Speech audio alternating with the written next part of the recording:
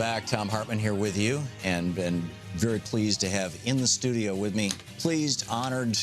I don't have enough words. The Reverend Jesse Jackson, civil rights activist. I'm good to see Thom Hartmann in person today. It's great to see you again, Reverend. Keep hope alive. Indeed. Former Democratic presidential candidate, author, founder, and president of the Rainbow Push Coalition. RainbowPush.org is the website, and you are here in town to speak this Saturday at the Women's March. And I might add it's a women's march because it's women's led, but it's not for women only. It's for whole families. There you go. If it were a march led by men, you would say the march. Yeah. But the women is distinguished necessarily so, but it's for all of us. And so I'll be speaking and Michael will be speaking. It's a family march. Yeah, there you go. So your thoughts on where we're at right now as a country? Well, there's a great sense of protest, and protest always means that there are people who are hopeful. They may be inspired by fear, but they're hopeful for change. And part of what makes America great, as Dr. King will often say, what makes America great is the right to fight for the right. Mm-hmm. We don't have to go underground with terrorism. We can fight above the ground. We can fight with our marching feet. We can fight in courts. We can march in the streets. We can fight back, and we're fighting back. Several things happen. There's low-hanging clouds. One, the loser won, the winner lost. Mm-hmm. That's dispiriting, in part because there's notion about the Electoral College. Well, first of all, the slaves who couldn't vote are represented by slave masters. But the second thing is that those 4 states, you saw black votes hacked by Republicans. Yep. Not by Putin. And suppressed. I remember the first day after the election, November 9th, the New York Times lead editorial showed the first election held in 50 years without federal oversight. And the Republican chair of North Carolina was excited about the fact he had suppressed the black vote 8.5 and raised the white vote by 21% by manipulating precincts. Whoa. They moved 868 precincts between 2013 and 2015 once the oversight was taken, the federal oversight was taken back. That happened in Philadelphia. It happened in Milwaukee. It happened in can you imagine in Detroit, Michigan, 75,000 votes, but not one vote cast for top of the ticket? Right. You know. Yeah. No one starts back, bottom up and starts back forward. Yeah. So that in so many ways, there's a sense that the election was flawed. That's John Lewis's point, really. The involvement of the FBI 10 days before flawed. And so we're concerned that the flawed election has flawed results. We must fight for the integrity of our democracy. Yeah. What do you think is the state of our democracy? I mean, there's a lot of people who are very concerned that we're moving toward an autocratic or authoritarian form of government with Mr. Trump and whatnot. Well, moving back to that, in the sense that the once only white male landowners could vote. That was a white male authoritarian. Right. Then finally, women could vote. Then the ex-slaves could vote. And then the workers could organize. And we ended apartheid legally. In 1965, blacks had not been able to vote in 85 years without states' oversight. 8 white women couldn't serve on juries in the South. You couldn't vote at age 18, those serving in Vietnam. You couldn't vote on campuses. You couldn't vote bilingually. You couldn't vote proportionally. So we kept changing the system. Now, as we expand the system, as we democratize democracy, there's this resistance. But we cannot just throw in the towel and cover up a score with a scab with the glass in it. I remember in 2000, in the countdown, the Supreme Court left their vacations and came and stopped the clock at 12 o'clock on Tuesday night, and Bush leading by 528 with 27,000 votes in the Val County uncounted. And we didn't fight that fight. That was a point of a real confrontation. Yeah. We kind of walked away gracefully. No, the Republicans fought it like hell. We walked away gracefully. And this time around, you win by 3 million votes. You kind of walk away. That's where the game is. That's not a game. Right. And so what is at stake now is to protect the right to vote, affordable health, affordable education, peace in the world. Stakes are tremendously high. And I would submit to people who are listening or watching us today that you don't drown because the water's deep. You drown because you stop kicking. Mm-hmm. Don't stop kicking. Yeah, that's Don't brilliant. Stop marching. Keep pushing. Brilliant. I love it. Tell us about Rainbow Push. What's Rainbow Push up to these days? RainbowPush.org. A lot of focus on human rights around the world. You know, we've spent a lot of time in the last few years bringing Americans home from foreign prisons, whether it was Iraq, or Syria, or Yugoslavia, or the Gambia.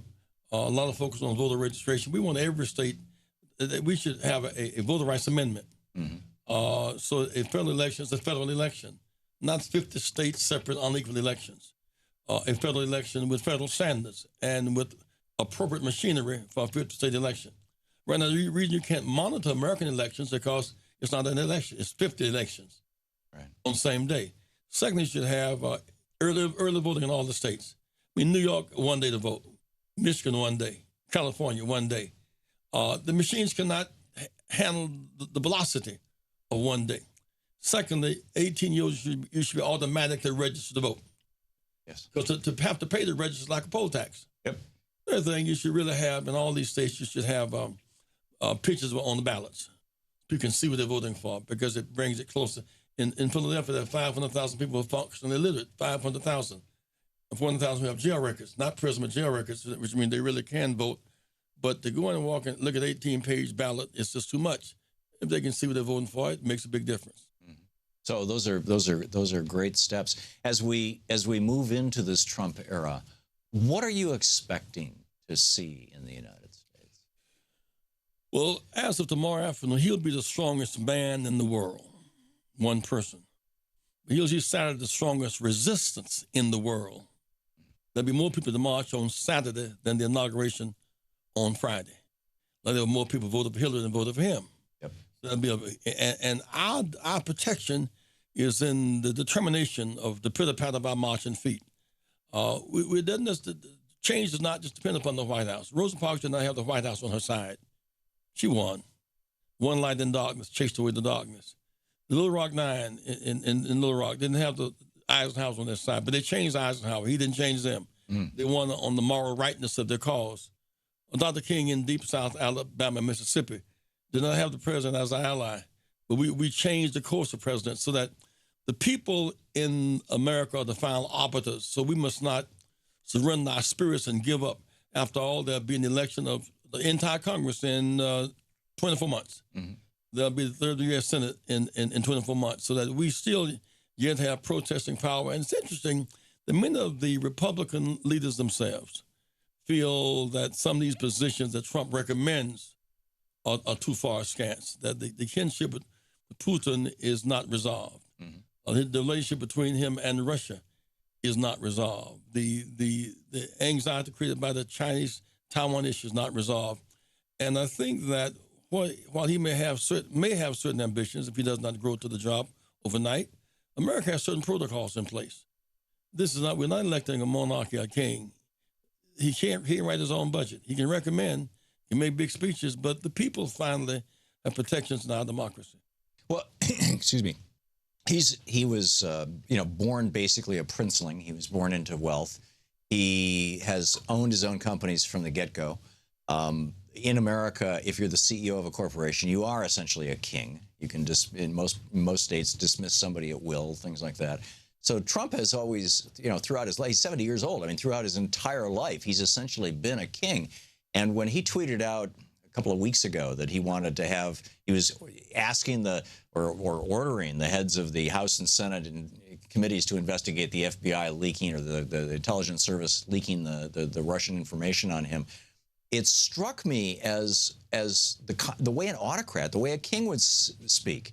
And do you think that he's going to encounter a massive collision when he comes into the federal bureaucracy and the system? Unless he changes, the bureaucracy will not change.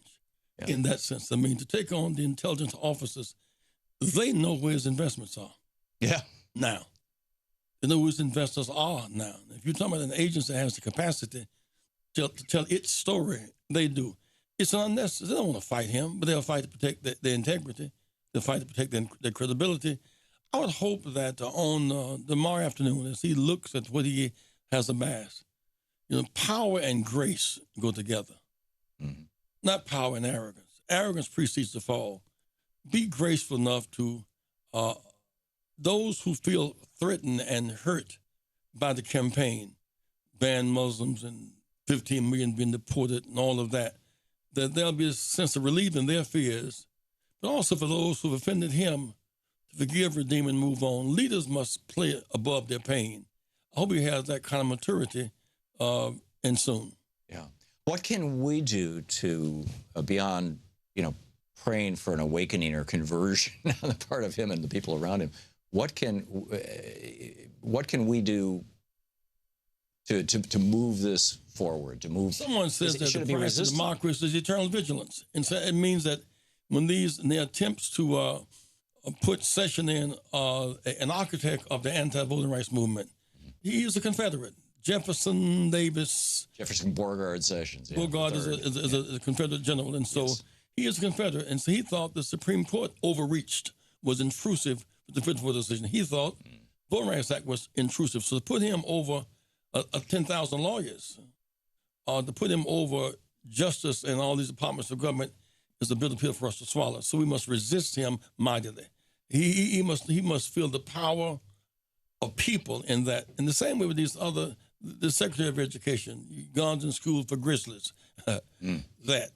The man over labor who is anti-labor fundamental. There must be some resistance. That means it can't just be, if it's just a one-day march, it's a picnic. It must be a constant struggle, state by state, to resist taking us back. We need a movement, not a moment, as a movement, not a moment. As Joe Madison says so often. So, wow. The Women's March is going to be on Saturday. And you're going to be speaking. And for good reason, with women's right to self-determination. Can you imagine women having to go back to the back alleys again? There's an obsession with destroying Roe v. Wade. Yeah. Women losing their dignity and losing their health.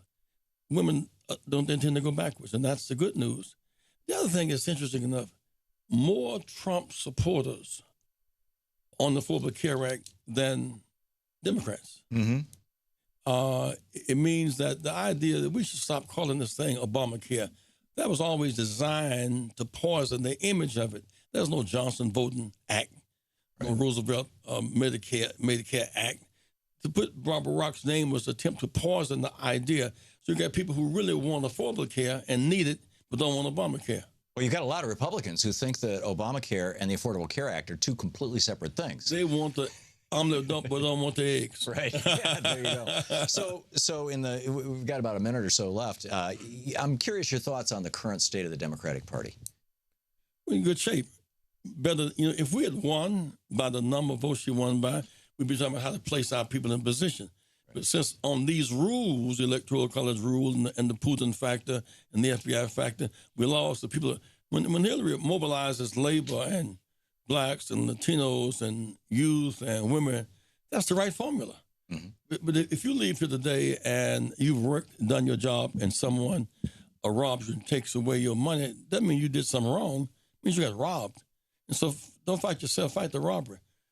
A multiracial coalition inspired is the right thing to do. We must keep doing that. It's a winning combination. And multi-generational. Talk about bringing together millennials and boomers like you and me. Well, millennials have a need, student loan debt, credit card debt. And the millennials need universal health care. Millennials need a raise in pay for work they've done. Millennials need a world that is less tense in Syria, and now with NATO, and now with China. And so our needs really, we really have common ground. We go from battleground about ages to common ground. We have a common ground interest in peace and jobs that pay and justice and health care and education. We must fight for common ground.